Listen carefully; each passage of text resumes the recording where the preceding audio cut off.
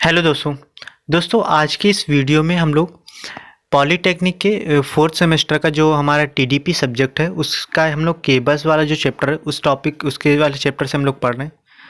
तो दोस्तों इस चैनल पे आपको second semester fourth semester six semester के सब्जेक्टों को बहुत ही अच्छी तरीके से करवाया जा रहा है, जिससे कि आप एग्ज़ाम में अच्छी तरीके से लिख सकें। ठीक है ना दोस्तों, यहाँ आपको चीज़ों को थोड़ा सा थ्योरेटिकली ज़्यादा ही समझाया जा रहा है, प्रैक्टिकली भी समझाने की पूरी कोशिश की जा रही है। तो दोस्तों आज की इस वीडियो में हम लोग देखेंगे कि calculation of resistance of cable, यानी कि हमारी जो केबल्स होती हैं उनका रेजिस्टेंस जो होता है उसका कैलकुलेशन कैसे करते हैं। अब देखो, इसके पहले वाली वीडियो में हम लोगों ने देखा था कि जो हमारी केबल्स होती हैं उनके हम लोग फॉल्ट अगर उसमें आ जाता है तो वो कैसे पता करते हैं। तो हम लोग मेगर, वैसे हम लोग रेजिस्टेंस मापने के लिए जो हमारा हाई वैल्यू ऑफ रेजिस्टेंस होता है उसको मापने के लिए हम लोग मेगर का प्रयोग करते हैं, इसलिए तो हमें पता है। लेकिन कितना क्या है एग्जैक्ट, हम लोग एग्जैक्ट वैल्यू कैसे पता कर पाएंगे किसी केबल की। ठीक है ना दोस्तों, कि इसमें कितना रेजिस्टेंस है उसकी केबल का, तो ये हम लोग पता करते हैं। इस फार्मूले को डेरिवेट करेंगे और फार्मूला जो फाइनल आएगा उससे हम लोग पता कर दें। इससे हम लोग कंडक्टिविटी भी पता रेजिस्टिविटी, ये सब सारा का सारा पता कर पाएंगे।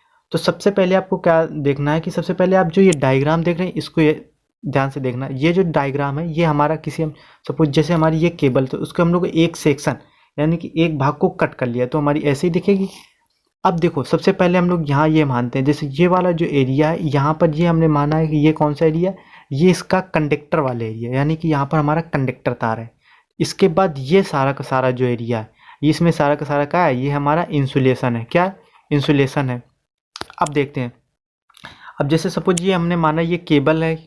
अब ये केबल का क्या सेंटर है, तो इससे ले जा करके जहाँ से हमारा इंसुलेशन स्टार्ट होता है, सपोज यहाँ से हमारा इंसुलेशन स्टार्ट हुआ तो इसकी रेडियस मान लेते तो हम लोग स्मॉल आर, और इसी सेंटर से ले जा करके बाहर वाला जो परत है उसके बीच रेडियस कितनी मान लेते हैं, कैपिटल आर मान लेते हैं। कितनी मान लेते हैं, कैपिटल आर मान लेते हैं। अब क्या करते हैं कि हम लोग इसके अंदर क्या मानते हैं कि अपनी तरफ से एज्यूम कर लेते हैं छोटा सा, पहले डॉट डॉट डॉट देख रहे हैं ना, ये इस तरीके से एक छोटा सा क्रॉस सेक्शन, और इसके बीच की जो हमने माना है वो कितना है, ये थोड़ा सा सेक्शन लिया है, ये डेल्टा यानी कि dx लिया है, और इसकी यहाँ से सेंटर से इस वाले बीच की दूरी कितनी रखी है, वो x रखी है। तो दोस्तों ये आपको समझ में आ गया होगा। अब सबसे पहले रेडियस आपको मैंने बता दिया कितनी है, स्मॉल आर है, और टोटल रेडियस कितनी है, ये हमारी कैपिटल आर मीटर में।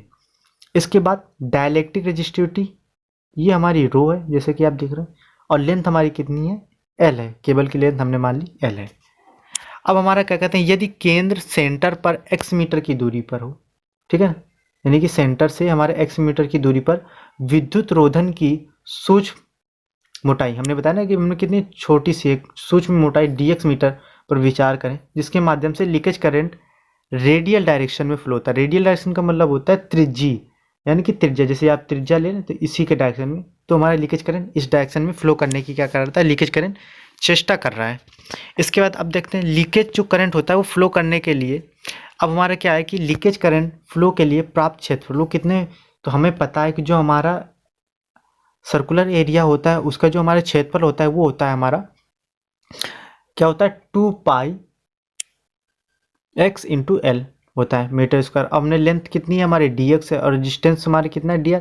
तो इस तरीके से रेजिस्टेंस हम लोग, अब रेजिस्टेंस का देखो ये वाला फॉर्मूला होता है कि r बराबर रो इंटू एल अपान ए, तो रो का मान ये है, और एल अब एल हमारी कितनी है dx है, और ए का मान कितना है 2 पाई x इंटू एल। तो ये दोस्तों कैसे मैंने रखा है ये आपको पता हो गया होगा।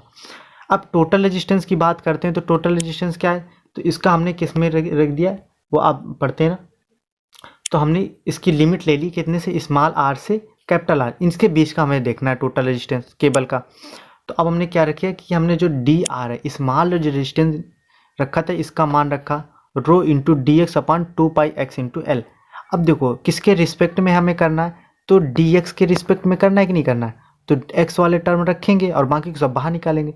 तो रो अपॉन 2 पाई एल बाहर निकाल दिया, limit R small R to capital R, और 1 upon X into D X ये रखा।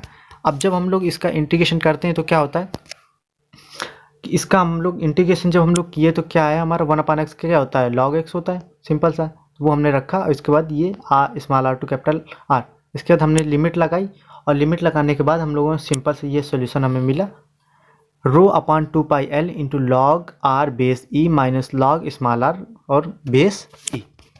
इसके बाद ये हमारे इस तरीके से हम जब हम इसको थोड़ा सा सॉल्व करते हैं, यानी कि ये सब सॉल्व करते हैं और सॉल्व करने के बाद हमारा ये फॉर्मूला क्या आ जाता है 2.303 upon 2 pi L into log 10 R upon capital R upon small R. अब देखिए ये देखो यहाँ पर जो लॉग का मान है वो लॉग ई में है और लॉग इसको लॉग जब 10 में बेस मतलब चेंज करेंगे बेस 10 में तो ये न्यूमेरिकल वैल्यू वहीं से 100 आ जाती है। तो इस तरीके से हमारा जो टोटल रेजिस्टेंस है ये फार्मूला फिर से आ गया कि 2.303 upon 2 pi L into log R capital R upon small R और बेस में कितना ई है। तो इस तरीके से हम लोग टोटल रेजिस्टेंस का फार्मूला निकाल सकते हैं।